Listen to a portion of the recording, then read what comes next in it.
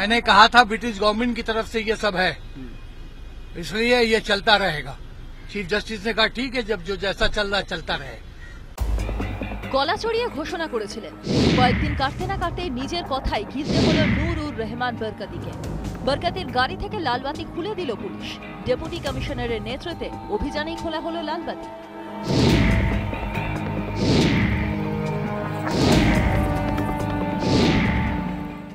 এখনো সেই গাড়ির সামনের দিকে যা দেখা যাচ্ছে যে এইখানেও একটি লাল বাতি লাগানো ছিল এবং সেই লাল বাতিটি এখন উল্টো করে দেওয়া হয়েছে।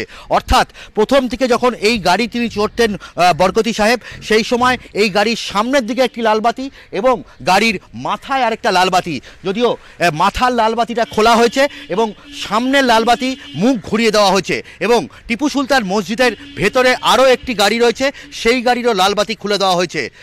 আইনকে বুড়ো আঙুল দেখিয়ে লালবাতি ব্যবহার করায় মামলার মুখে পড়তে হচ্ছে শাহী ইমামকে। মোটর ভেহিকলস আইন, লালবাতি সংক্রান্ত নোটিফিকেশন অগ্রাহ্য করা।